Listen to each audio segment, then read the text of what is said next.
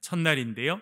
기쁨을 창조하는 물, 그런 제목으로 같이 말씀을 나누도록 하겠습니다. 물, 우리 삶의 기본 중에 기본입니다. 우리의 몸의 60% 이상이 물로 이루어져 있습니다. 그리고 사실은 우리는 참 좋은 땅에 살고 있습니다. 왜냐하니까 어디든지 물이 많이 있습니다. 제가 에티오피아에 가보고 물이 얼마나 소중한 것인지 다시 한번 깨닫게 되었습니다. 에티오피아뿐만 아니라요, 케냐, 지난번에 오셨던 그 선교사님은 케냐의 마사이 부족에게도 복음을 전하시고 많이 만나셨는데, 마사이 부족 사람들에게 있어서는 비라는 단어와 축복이라는 단어가 똑같답니다. 그러니까 비가 오는 것은 축복이 쏟아지는 거예요. 그래서 아프리카의 많은 지역에서는 비를 가지고 오는 손님이 가장 반가운 손님이다, 그렇게 이야기한답니다. 제가 말씀드린 것처럼 저희 선교팀이 수도인 아디스아바바에서 11시간을 갔어요. 정말 힘든 시간이었습니다. 그냥 고속도로를 달려도 11시간 참 힘든 시간인데, 곳곳이 계속 파여 있어서 뭐 이렇게 차가 이렇게 널뛰듯이 뛰고, 제가 핸드폰을 이렇게 가슴에 넣어 갔잖아요. 그날 저녁에 이렇게 보니까 제 핸드폰에 어떤 어플리케이션이 있냐면 제가 하루에 몇 걸음을 걷는지 이렇게 체크되는 게 있거든요. 그래서 아침에 이렇게 나아가서 이제 걷기 시작하면 얘가 진동을 딱 느껴가지고 하루에 몇 걸음 걸었다 이렇게 나오는데, 그날 밤 핸드폰을 꺼내보니까 제가 11,000걸음을 걸었다고. 저는 거의 안 걸었거든요. 그날 차에만 타고 있었는데 차가 얼마나 이렇게 움직였는지 11,000걸음을 걸었다고 걔가 표시를 했더라고요. 그렇게 하고 11시간을 달려서 정말 깜깜한 밤에, 그리고 마지막 길은 또 비포장 길을 이렇게 달려서 가게 됐는데, 그래서 선교사님이 준비해 주신 그 물을 이렇게 한 잔씩 하고는 우리가 갖고 간 라면을 끓여가지고, 뭐 저희 집에서 라면을 참 잘 안 먹습니다. 소화도 잘 안 되기도 하고 또 건강에 그렇게 좋은 음식은 아니다 이렇게 생각돼서 안 먹었는데, 그날 물을 끓여가지고 뭐 딴 게 없으니까 라면을 끓이고, 우리가 갖고 간 금방 이렇게 물을 부을 수 있는 밥을 좀 해서 라면을 먹었는데 얼마나 맛있게 먹었는지요. 그리고 우리가 잠깐 모여서 기도하고 그래서 흩어져서 있는데, 그날 밤에 비가 왔어요. 저희들이 도착할 때도 비가 오고 저희들이 잠을 잘 때도 비가 오고, 그래서 참 그 아프리카 그 메마른 땅에서 비를 경험하는 것은요, 엄청난 경험이었습니다. 하나님께서 우리의 삶을 축복하시는구나, 그것을 온몸으로 느낄 수 있었습니다. 그리고 제가 복음 노트를 하면서 또 여러 번 말씀을 드렸습니다만, 각 지역을 이렇게 가면서 참 물이 없어서, 그러나 우리 처음에 갔던 그 신학교는 그래도 그 선교사님이 거기다가 우물을 파고 그렇게 해서 쫄쫄쫄이라도 물이 내리니까 그 물을 이렇게 받아놨다가 이렇게 쓰고 그렇게 할 수 있었는데, 두 번째 간 지역에는 아예 물이 없어요. 말씀드린 것처럼 2만 명이나 넘게 사는 지역에 물이 나오는 곳은 딱 한 군데라 가지고 사람들이 거기 와서 물을 떠가는 그 장면을 제가 아침마다 가서 보았습니다. 기도가 절로 나왔습니다. 생명의 물이신 주님, 이 사람들에게 물을 주십시오. 생명의 물, 복음의 물도 주시고 실제로 마실 수 있는 물도 주시고, 그런 기도가 절로 나왔습니다. 넓은 초원인데도 사람들도 목마르고 짐승들도 목마른 그런 삶의 현장에 있는 것을 보면서 우리의 삶의 물이 얼마나 중요한가 참 깊이 깨닫게 되었습니다. 여러분, 이번 한 주간 우리가 특별 저녁 기도회를 하게 되면서 주제가 있습니다. 이 앞에 써두었는데요, 뭐입니까? 생명의 물이신 예수님. 우리 예수 그리스도는 생명의 물이십니다. 여러분, 그것을 고백하며 살아가실 수 있기를 간절히 바랍니다. 우리가 살면서 여러분, 사실은 우리 한국이 참 하나님 은혜로 물은 정말 마음껏 먹을 수 있습니다. 얼마나 감사한지 몰라요. 그렇다고 여러분, 여기 있는 물을 다 마신다고 우리 인생의 갈등이 해결됩니까? 해결되지 않습니다. 많은 사람들이 갈증을 경험합니다. 인생의 갈증을 경험합니다. 많은 경우는요, 그 이유를 알지도 못해요. 그러나 뭔가 갈증을 경험합니다. 목마름을 경험합니다. 그래서 이것도 찾아가 보고 저것도 찾아가 보고 이것도 해보고 저것도 해보지만 결국 해결이 안 됩니다. 참 안타까운 것은 많은 사람들이 목마르기 때문에 바닷물을 마시는 사람들도 있습니다. 저는 이제 섬에서 태어나서 자라지 않았습니까? 그래서 제가 어릴 때 살던 집은 이렇게 보면 앞에가, 저는 산 밑에 살았는데 저 멀리에 옥포만이 보였습니다. 이순신 장군이 옥포 대첩을 했던 그 곳이 눈에 이렇게 들어오고, 대우조선소, 그 당시는 울산에 있는 현대조선소가 세계 1등이고 세계 2등이 대우조선소였는데, 그 조선소의 모습을 보면서 이렇게 지날 때가 있었습니다. 그러면서 여러 가지 생각을 참 많이 하게 됐어요. 물이 참 가깝다는 것도 생각을 많이 하게 됐고요. 또 물이 참 위험하다는 생각들도 참 많이 하게 되었습니다. 왜냐하면 어떤 분들은 바다에 가서 물고기를 잡다가 생명을 다하는 그런 분들도 있으시거든요. 그래서 물이 참 가깝다, 이런 생각들을 늘 하고 살았었는데요. 여러분, 우리의 삶에 물이 참 중요합니다. 그렇다고 목마르다고 하지 말아야 될 일이 있는데 물을 마시는 거예요. 바닷물. 제가 말씀드린 것은 바닷물.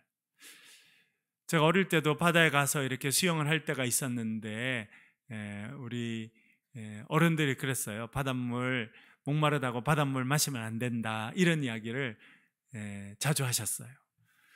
그래서 제가 바닷물을 마셔봤거든요. 마실 때는 괜찮더라고요.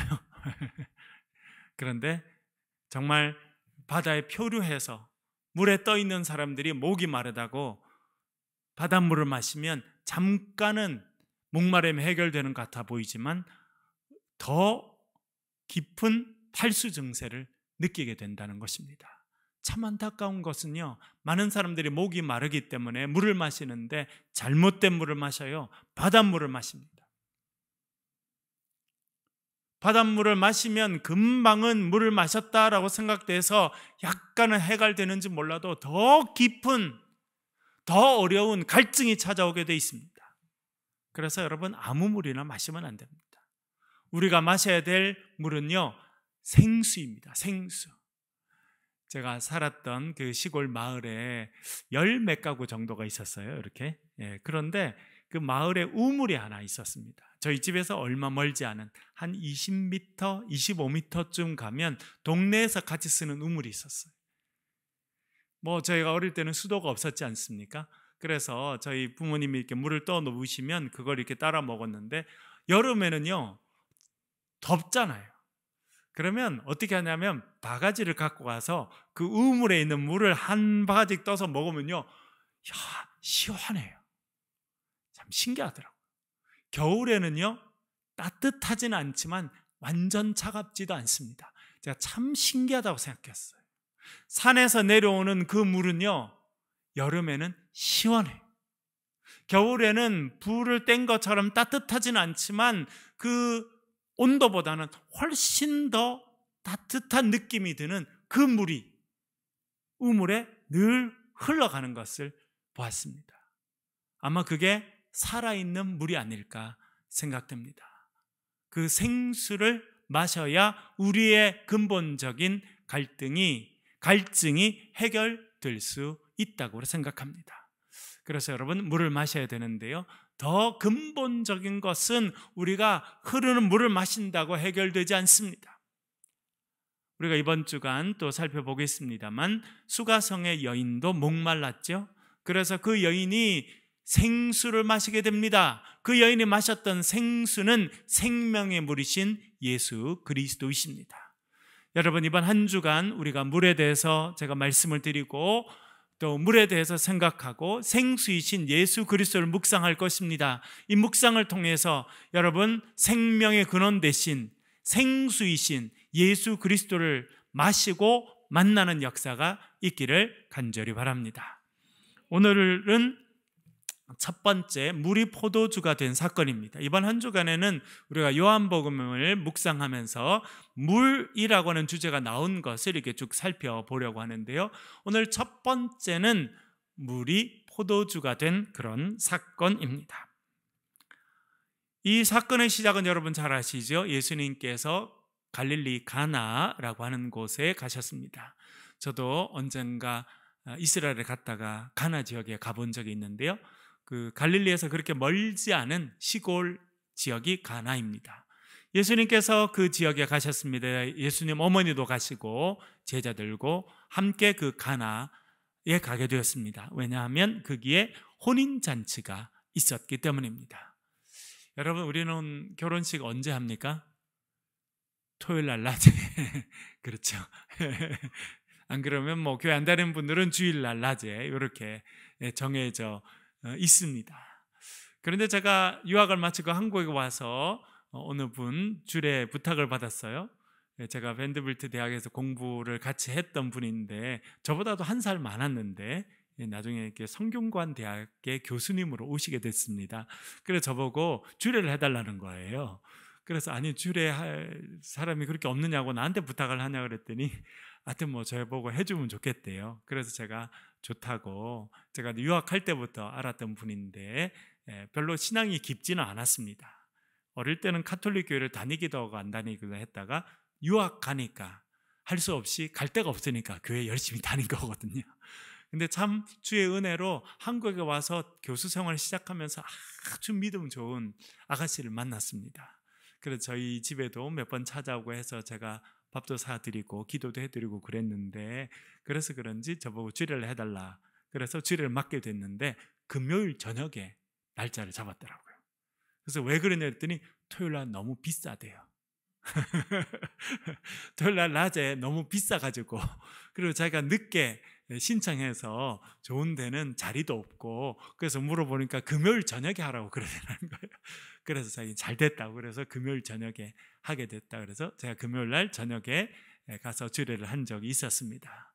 이스라엘 사람들은 아주 더운 지역이거든요. 이집트도 그렇고 이스라엘도 그렇고 그 주위, 소위 우리가 말하는 중동 지역, 사실은 학문적으로는 지금은 중동, 미들 이스트라고 쓰지 않고 서아시아, 웨스트 아시아라고 부릅니다. 왜냐하면 중동이라는 말 자체가 유럽 사람들이 만들어낸 거니까 자기 보기에 아시아하고 자기들 사이에 껴있는 나라라 그래서 미들 이스트, 동쪽에 있긴 동쪽에 있지만 가운데 있는 동쪽이다. 그래서 미들 이스트, 중동이라는 말은 유럽 사람들이 자기들 중심으로 만든 말이라, 그렇게 해서 요즘 학문사에서는 중동이라는 말을 안 쓰고 서아시아, 왜냐하면 아시아 대륙의 제일 서쪽에 있잖아요. 우리는 아시아 대륙의 동쪽에 있고, 그래서 서아시아, 웨스트 아시아라 그렇게 부르는 곳인데, 공통적으로 특징은 아주 덥고 메마르다는 것입니다.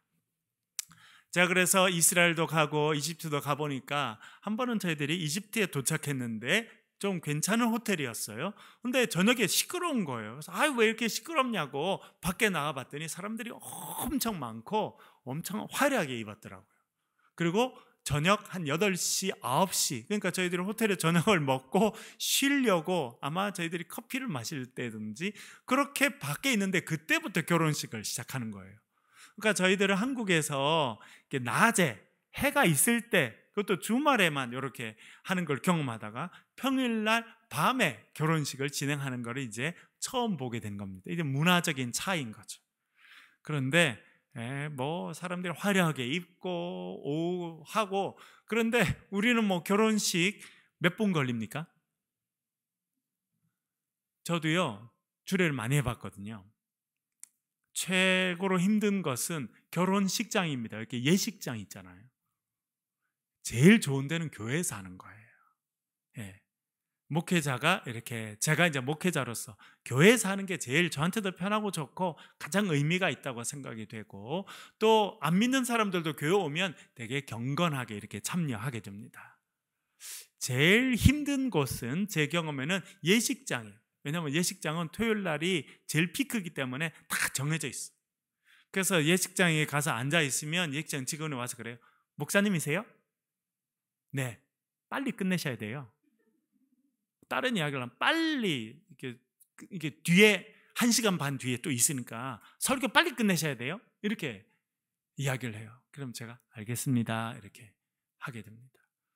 그리고 많은 분들은 착석도 잘 안 하고 인사만 하고 이렇게 축하금만 내고 식사로 가시고, 참여하는 분들도 별로 그런 모습을 보면서 참 많은 생각을 하게 돼요. 여러분, 물론 요즘에는 뭐 결혼 2번, 3번 하는 분들도 있습니다. 그러나 대부분은 한 번밖에 안 하는데 그 예식을 그렇게 해도 괜찮나, 그런 생각을 참 이렇게 많이 하게 되고. 그러니까 여러분, 뭐 예식을 해도 1시간 하면 욕 듣습니다. 진짜 요즘에는. 그렇죠? 30분, 40분, 뭐 30분 안쪽으로 끝마치면 막 훌륭하다고, 이렇게 좋다고 이렇게. 그러니까 참 뭐 그런 문화 가운데 있었는데, 거기 가니까요, 결혼을요 새벽 4시까지 하더라고요. 그러니까 저녁 8시, 9시부터 시작하는 결혼식인데 하여튼 새벽까지. 그러니까 밤새도록 그분들은 축제를 이렇게 벌이는 문화라고 하는 것을 알게 됐어요. 그러니까 야, 이분들은 진짜 축제구나, 이게, 그런 생각을 많이 했습니다. 오늘 본문에 나오는 축제도 그렇게 몇 시간 혹은 며칠이 이렇게 진행될 그런 혼인잔치가 진행되고 있는 것입니다. 그런데 그 중에 포도주가 떨어지게 됐습니다. 우리 대한민국의 개신교는 이제 술을 먹지 않습니다. 그래서 금주, 우리나라가 처음에 선교사님들 왔을 때는 너무너무 필요한 이야기였고 지금도 아주 잘한 정책이다 이렇게 생각이 되는데, 뭐 이스라엘 땅뿐만 아니라 특별히 뭐 여러분 유럽 지역을 가보면 아주 중요한 음식 중에 하나가 포도주입니다. 그래서 포도주는 대단히 중요한 역할을 하게 되는데요, 그와 관련된 이제 위기가 오게 됩니다. 그것은 포도주가 떨어진 것이죠. 우리 3절 한번 화면을 보면서 읽어보겠습니다. 3절, 오늘 본문 3절 한번 같이 한번 읽겠습니다. 시작. 포도주가 떨어진지라 예수의 어머니가 예수에게 이르되 저들에게 포도주가 없다 하니. 아멘. 여러분, 포도주가 떨어졌습니다. 가장 중요한 잔치 음식인 포도주가 떨어졌다. 그것은 뭘 의미하는 것입니까? 위기가 찾아왔다는 겁니다. 위기가 찾아왔다는 것. 포도주를 마시고 사람들이 즐겁고 흥겹게 축하하는 잔치인데 포도주가 떨어지는 위기가 찾아옵니다. 우리의 삶에 위기가 찾아오는 것도 마찬가지입니다. 여기 있는 많은 분들이 살다 보면 위기를 겪습니다. 우리 교인들 가운데도 원치 않지만 암 선고를 받은 분들이 여기도 여러분 계시죠? 물론 요즘에는 많은 사람들이 암을 경험하게 됩니다. 또 평균 수명이 늘어갈수록 여러분 가장 많이 는 것은 우리가 살다가 언젠가 암을 경험할 가능성이 엄청나게 늘어났다는 것입니다. 그렇게 많은 사람들이 암을 경험하지만 실제로 암 선고를 처음에 받는 분들은요, 그 충격이 어마어마합니다. 삶의 모든 것이 무너지는 그런 충격을 받게 됩니다. 위기의 시간이 찾아온 것이죠. 우리의 자녀들이 대학 시험을 준비해서 대학 시험을 봅니다. 그러다가 똑 떨어지는 시간이 찾아옵니다. 얼마나 힘든지 모릅니다. 저도 박사과정을 다 지원했다가 다 불합격 통지를 받고 얼마나 방황하고 얼마나 힘든 시간을 보냈는지 모릅니다. 사업에 실패하기도 하고요, 또 참 가슴 아프게도 믿었던 사람에게 배신을 당할 때도 있습니다. 우리의 삶에 위기가 찾아오게 됩니다. 그때가 포도주가 떨어진 시간이다라고 하는 것입니다. 이 집에도 포도주가 떨어지게 됐습니다. 포도주가 떨어졌다고 하는 것은 위기가 찾아왔다는 것이고요, 기쁨이 사라졌다는 것입니다. 왜냐하면 이 포도주는 전통적으로 이스라엘에게 있어서는 기쁨과 풍성함을 상징했습니다. 시편 4편 7절 한번 읽어보겠습니다. 화면을 보면서 같이 읽을게요. 시작. 주께서 내 마음에 두신 기쁨은 저희의 곡식과 새 포도주의 풍성할 때보다 더하니이다. 아멘. 시편의 기자가 뭐라고 말씀하시냐면, 주님 제 마음에 기쁨을 주셨습니다. 그런데 이 기쁨이 얼마나 큰지, 자기의 기쁨이 얼마나 큰지를 표현하려고 이렇게 말합니다. 내 마음에 두신 기쁨은 저희의 곡식과, 여러분, 농사 짓는 사람에게 제일 큰 기쁨은 무엇입니까? 언제입니까? 추수 때예요. 그건 안 해본 사람은 모릅니다. 저도 어릴 때 부모님을 도와서 추수하는 일을 한 적이 있었습니다. 너무너무 힘들죠, 여러분. 가을에 밖에 나가서 벼를 베고 그것을 또 며칠 말려놨다가 탈곡기를 갖고 와서, 지금은 뭐 기계로도 합니다만 옛날에는 사람들이 탈곡기를 발로 막 밟으면서 볕단을 집어넣어서 그렇게 하면 탁 벼가 떨어지면 또 그걸 다 모아가지고 그래서 쌀자루에 담는 거거든요. 얼마나 힘든 일인지 모릅니다. 그런데 여러분, 저희 부모님이 하시는 일이고 저는 뭐 그냥 옆에 도와드리는 일을 했지만 쌀자루들이 서 있는 걸 보면서 조그마한 저도 엄청 기쁘더라고요. 그러니까 봄에 씨를 뿌려서 한여름을 지내서 가을에 애쓰고 수고한 농부들에게는 그 쌀자루에 쌀이 가득 채워지는 모습이 얼마나 기쁘겠습니까? 최고의 기쁨이죠. 그 기쁨뿐만 아니라 새 포도주의 풍성할 때보다 더하니이다, 그렇게 말했습니다. 이스라엘 백성들에게 가장 큰 기쁨은 언제였냐면 포도주를 만드는 날이었습니다. 그래서 포도주 틀은요, 각 개인 집에 있지 않고 마을에 있는 경우들이 많았습니다. 마을에서 공동으로 큰 틀을 만들고 거기다가 포도를 다 집어넣고 사람들이 들어가서 발로 이렇게 밟아가지고 포도즙이 이렇게 나오면 그 포도즙을 모아서 첫 나온 포도주를 사람들이 마시는 날이 동네 잔치하는 날이었어요. 그러니까 사람들이 가장 기쁘고 기대하는 날은 언제냐면 수확을 해서, 포도를 수확해서, 포도 농사가 끝나서 포도를 수확하고 그 사람들이 모여서 익은 포도를 먹고 그 포도를 밟아서 짜낸 포도즙, 그 포도주를 처음에 마시는 때가 가장 기쁜 시간이었다는 거예요. 오늘 본문에 보면 포도주가 떨어집니다. 그것은 무엇이냐면 삶에 큰 위기가 왔다는 것입니다. 웃을 일이 없어졌다는 것입니다. 기쁨이 사라졌다는 것이고 근심할 일이 찾아오게 되었다라고 하는 것을 이야기해 주고 있습니다. 여러분, 위기가 찾아오게 되는데 위기는 두 가지 역할을 합니다. 첫 번째는요, 우리를 낙심시키고 절망으로 이끌어가고 죽음에 가깝게 만듭니다. 우리가 어제 살펴봤던 탕자 이야기, 탕자에게도 위기가 찾아오죠.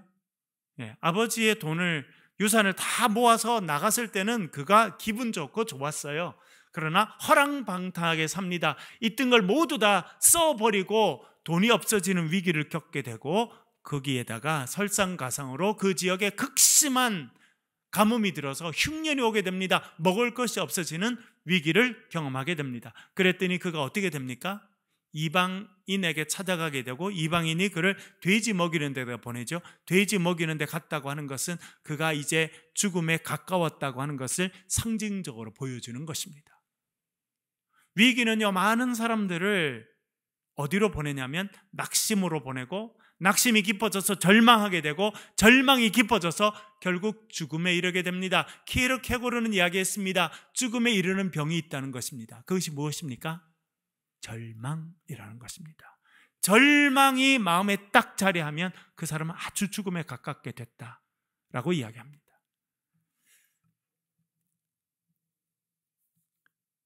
그런데 여러분, 또 위기에 다른 역할이 있습니다. 그것은 무엇이냐면요, 위기는 또 한편으로는요, 우리의 삶을 전환시키는 역할을 하게 됩니다. 어제도 제가 말씀드렸죠, 여러분. 그가 위기 가운데, 탕자가 위기 가운데 돼지 우리에 들어가서 퍼질러 앉았는데 그곳에서 아버지의 집을 생각하게 됩니다. 그가 돈이 많았을 때는 아버지 집을 생각하지 않았어요. 허랑방탕하게 세상 친구들과 함께 술을 마시고 그의 정욕대로, 욕심대로, 욕망이 이끄는 대로 살아갈 때는요, 아버지 집을 생각하지 않았어요. 그런데 위기가 찾아옵니다. 그것도 죽음의 위기가 찾아오게 되니까 누굴 생각하게 됩니까? 아버지를 생각하게 됩니다. 이것이 위기의 또 다른 역할입니다. 위기는요, 우리를 절망으로 이끌어서 죽음으로 이끌어가게 할 수 있지만, 위기는요, 우리로 하여금 생각을 전환시키고 우리로 하여금 일어나서 아버지께로 가게 하는 역할을 하게 된다라고 하는 것입니다. 그래서 여러분, 위기가 찾아왔다고 하는 것을 느끼는 것은 대단히 중요한 일입니다. 여러분의 삶에 위기가 찾아왔다는 걸 느끼십니까? 힘든 일이지만 그것은요, 대단히 중요합니다. 나에겐 두 가지 선택이 남았다는 걸 아시면 됩니다. 하나는 절망으로 빠지고 낙심으로 빠져서 죽음에 가까워지든지, 또 다른 하나는요, 생각을 전환해서 주님께로 나아가서 이 위기가 나를 주님 앞으로 이끌어가는, 주님의 기적을 경험하는 놀라운 역사의 순간이 되도록 만드는 것은 여러분들의 결단에 달려 있습니다. 그런데 여러분, 제가 오늘 아침에 말씀을 묵상하면서 깨달은 게 있습니다. 그건 뭐냐면, 정말 위기는 정말 불쌍한 사람이 있어요. 그 사람은 뭐냐면 위기를 느끼지 못하는 사람이라는 거예요. 예수님께서 오늘 아침에 제가 묵상한 부분인데요, 여러분 들으셨겠습니다만, 요한복음 5장에 가면 38년 된 병자를 만나지 않습니까? 그 병자가 38년이나 됐어요. 그 연못, 베데스다 연못 옆에 38년에 있었는지는 잘 알지 못하겠습니다만, 하여튼 그 병으로 고생한 지가 38년이 됐습니다. 그리고 어느 순간 병을 고치지 못하다가 그 베데스다 연못에 대한 소문을 듣고 아마 와서 매트를 깔고 그 옆에 누워서 있었던 것은 최소한 몇 년 이상, 혹은 10여 년, 20년은 됐을 가능성이 많습니다. 그렇게 누워 있었어요. 예수님께서 오셨습니다. 그를 불쌍히 여기시고 물어보시잖아요. 내가 낫고자 하느냐 물어봅니다. 그랬더니 뭐라 대답합니까? 예, 낫고 싶습니다. 저를 낫게 해 주십시오. 이렇게 대답하면 되는데 뭐라고 대답합니까? 아니요, 사실은요, 제가 희질이 복이 없거든요. 얼마나 복이 없냐면 저를 도와줄 인간이 없어요. 이렇게 말을 합니다. 아니, 제가 힘이 없거든요. 지금 38년 동안 병을 앓아서 힘이 없고 다리에 힘이 없고, 그런데 천사가 와서 물을 이렇게 휘저으면 제가 달려가야 되는데 좀 괜찮은 사람이 와서 저를 탁 들어가지고 물에 던져주면 좋을 텐데, 아이고, 저는요 그런 인간이 없어요. 그런 복이 없어요, 제가. 그리고요, 옆에 있는 인간들도 다 별로예요. 다 별로. 해봤자 15년, 17년, 20년 이 정도 아픈 사람들이건 저는 38년 아팠어요. 그러면 저한테 양보할 만한도 한데, 제가 들어가려면 지들이 먼저 들어가요. 어떻게 이런 인간들밖에 제 주위에 없는지 몰라요 라고 대답한 겁니다.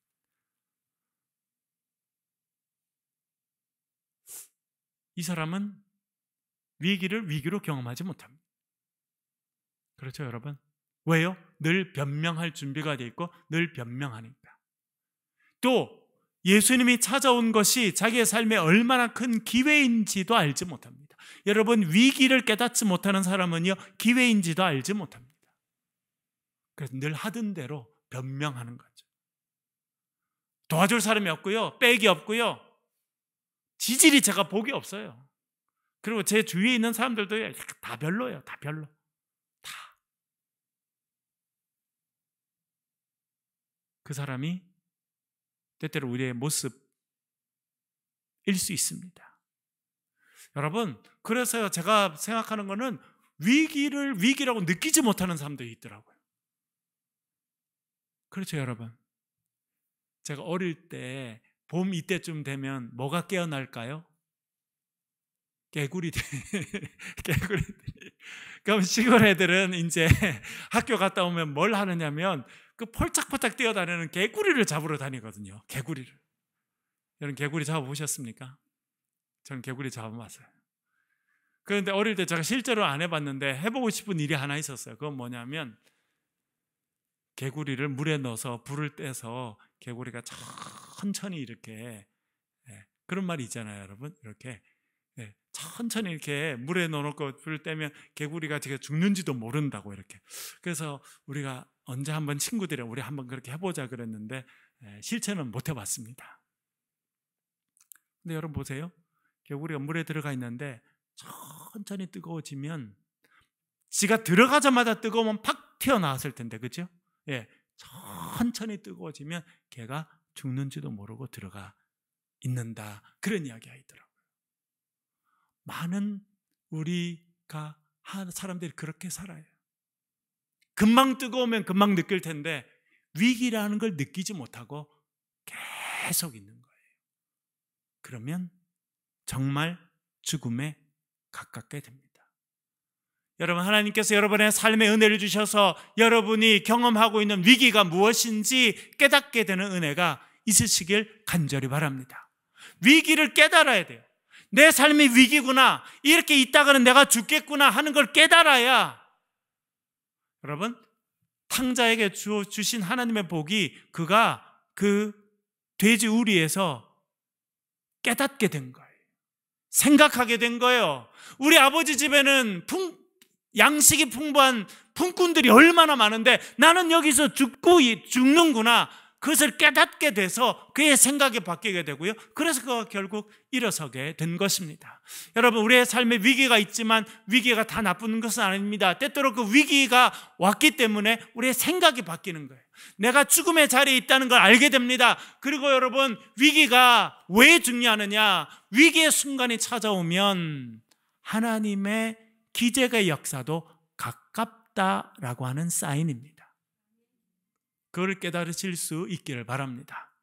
여기서 하나 조건이 있습니다. 위기가 우리의 삶을 변화시키고 축복을 경험하는 놀라운 은혜의 순간이 되기 위해서 꼭 중요한 조건이 하나 있습니다. 그것은 무엇입니까? 예수님께서 우리 옆에 계셔야 된다는 거예요. 가나 혼인잔치에 포도주가 떨어지는 위기를 경험했습니다. 그런데 그 위기 가운데 있었던 소망은 무엇이냐면 예수님께서 그 자리에 계셨다라고 하는 것입니다. 그래서 여러분, 예수님과 함께 동행하고 예수님을 기억하고 예수님께 나아가는 것이 중요합니다. 왜냐하면 예수님께서 계시면 우리의 삶의 위기는 하나님의 기적을 경험하는 순간으로 바뀌게 되기 때문입니다. 이런 은혜가 저와 여러분의 삶에 함께 하시기를 간절히 바랍니다. 그리고 예수님께서 그 위에 계셨는데 예수님께서 그 위기를 기적으로 바꾸어 가시는데 대단히 중요한 일을 하십니다. 그것은 의외의 사람을 쓰신다는 것입니다. 5절, 6절, 7절을 한번 천천히 읽어보겠습니다. 5절부터 7절까지 천천히 읽겠습니다. 시작. 그의 어머니가 하인들에게 이르되 너희에게 무슨 말씀을 하시든지 그대로 하라 하니라. 거기에 유대인의 정결 예식을 따라 두세 통 드는 돌 항아리 6이 놓였는지라. 예수께서 그들에게 이르시되 항아리에 물을 채우라 하신즉 아기까지 채우니. 아멘. 하나님이 누굴 쓰십니까? 제자들도 옆에 있었어요. 그렇죠? 예. 거기에 신랑도 있고 그 잘 사는 집이었는지 그 예식 전체를 진행하는 사람들도 있었어요. 지금 말하면 웨딩 플래너라고 하잖아요. 이렇게 예식 전체를 하는 그 사람도 있었습니다. 연회장이라고 불려진 사람도 있었어요. 그러나 예수님의 선택은 누구입니까? 하인들이었습니다. 의외의 사람을 하나님께서 선택하신다라고 하는 것을 우리들에게 알려주고 있습니다. 의외의 사람, 중요할 거라고 생각하지 않는 사람, 심지어 자기도 쓰임받을 거라고 생각하지 못했던 하인들이 이 놀라운 기적에 쓰임받고 있다는 것을 성경 우리들에게 분명하게 알려줍니다. 여러분, 우리 모두가 의외의 사람으로 하나님께서 쓰시는 사람이 될 수 있다는 것을 기억하실 수 있기를 간절히 바랍니다. 저 사람을 하나님이 쓰실까? 하나님 그 사람을 쓰시는 거예요. 우리 초대교회 역사에 하나님께서 누구를 쓰십니까? 박성춘이라고 하는 백정을 사용해서 하나님께서 하나님 나라가 이 땅 가운데 임했다는 걸 보여주십니다. 콜레라에 걸려서 죽어가고 있던 백정, 아무도 그 사람이 죽어가는데 관심이 없었지만 하나님께 선교사를 보내주시고 그를 통해서 그가 살아나게 하시고 그를 통해서 백정들이 교회로 오게 되고 그 백정의 아들이 세브란스 의과대학 1회 졸업생이 되고 우리나라 최초의 외과 의사가 된 박서양이 됩니다. 놀랍잖아요, 여러분. 그 당시에 사대부들이 많았어요. 잘 나가는 사람이 많았습니다. 배운 사람들, 내가 좀 쓰임 받아야겠다는 사람이 많았을 것 같아요. 그런데 하나님은 너무 다 의외의 사람에게 은혜를 베풀어 주시고 그를 통해서 하나님의 위대한 역사를 이루어 가신다는 것입니다. 그 하나님께서 오늘도 저와 여러분을 하인 중에 한 명으로 불러서 하나님의 일을 사용하시길 원하신다는 것을 기억하시길 바랍니다. 그럼 왜 하나님께서 하인들을 사용하셨을까요? 오늘 본문에 보니까 쭉 나옵니다. 하인들은 왜요? 안 물어봅니다. 그게 제가 할 일이에요? 라고 물어보지 않습니다. 예수님께서 돌 항아리에다가 물을 채워라. 사실 그 돌 항아리는요, 손님들 발 씻어주는 용이었거든요. 손을 씻어주고 발을 씻어주고. 제가 이번에 에티오피아 갔더니 참 황송한 일이 있더라고요. 밥을 먹을 때마다 사람들이 이렇게 주전자 같은 데다 물을 뜨고 대야를 갖고 와서 손을 내밀라 그래요. 그리고 손을 씻어주더라고요. 우리 앉아있으면 와서 이렇게 손을, 왜 그러냐 했더니 다 손으로 먹어야 되기 때문에 그게 문화더라고요. 처음에는 되게 어색하더라고요. 그분들이 막 이렇게 물을 부어주고 이렇게 손을 씻으라고 하니까. 근데 이제 그게 손님을 이제 대접하는 방식이더라고요. 그분 문화 가운데서는. 유대인들은요, 다 그이가 먼지가 많고 하니까 오면 손발을 씻을 수 있는 물을 거기다가 담을 수 있는 항아리를 다 준비해 놓은 거예요. 예수님 말씀하십니다. 그 항아리에다 물을 채워라. 아니, 하인들은 이야기할 수 있죠. 아, 왜 채우라고요? 손도 지금 다 끝났거든요. 우리가 지금 발 씻어드리고 다 했는데 왜 하라고 합니까? 그렇게 질문하지 않아요. 오늘 본문에 보면 예수님께서 항아리에 채우라 하니까 채워줍니다. 채웠던 물을 이제 갖다 주라 하니까 갖다 주게 됩니다. 뭘 이야기하느냐면 하나님은 의외의 사람을 사용하시지만 그 사람도 쓰임받는 조건이 있습니다. 그건 무엇입니까? 순종하는 사람이라. 내 생각은 이런데요 라고 하지 않고 예 주님 그렇게 하겠습니다. 순종하는 사람이 될 때 하나님께서 사용하신다라고 하는 것입니다. 9절 10절 우리 읽어보겠습니다. 9절 10절 읽겠습니다. 9절 10절 같이 천천히 읽겠습니다. 시작. 연회장은 물로 된 포도주를 맛보고도 어디서 났는지 알지 못하되 물돈 하인들은 알더라.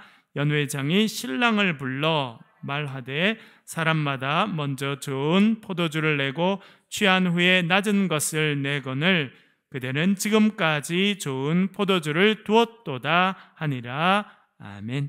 참 중요한 구절이 여기 나오죠, 여러분. 뭐라 그럽니까?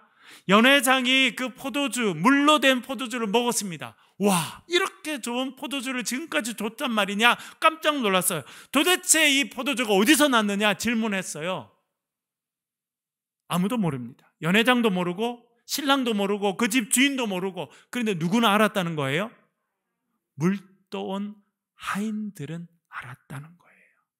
여러분, 이것이 하인들이 받은 복과 은혜입니다. 애쓰고 수고한 사람들은요 알게 돼 있어요. 수고한 하인들은요 그 물이, 자기가 지금 순종해서 했던 그 물이 최고급 포도주로 바뀐 그 비밀을 알게 됐다는 거예요. 그래서 회당장도 이 연회장도 알지 못하고 신랑도 알지 못하는 그 비밀을 깨닫고 그 비밀을 깨달은 자에게 주시는 기쁨과 만족을 알게 됐다는 것을 우리들에게 알려주고 있습니다. 여러분들도 이렇게 쓰임받는 하인 중에 한 명이 되실 수 있기를 간절히 바랍니다. 그게 얼마나 기쁜 일이겠어요.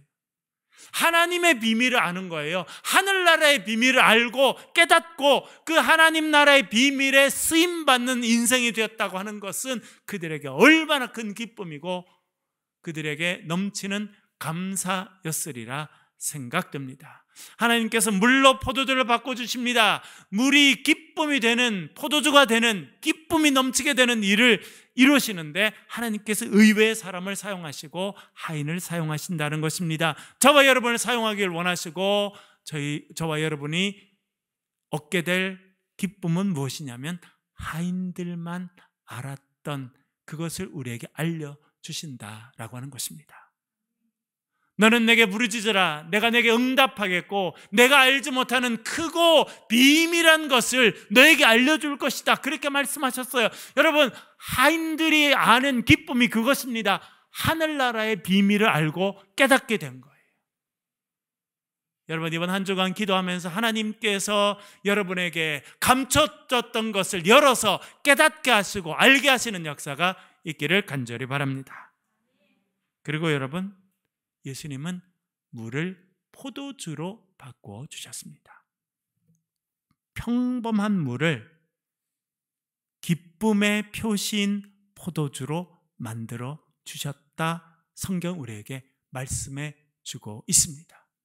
예수님은 어떤 분이시냐? 평범한 물을 통해서 기쁨의 상징인 포도주를 만들어 주시는 분이에요. 무엇을 이야기합니까?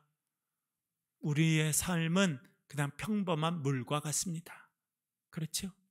그런데 하나님께서 평범한 물과 같은 우리를 어떻게 바꿔주길 원하신다는 겁니까? 기쁨의 상징인 포도주로 바꿔주신다는 거예요.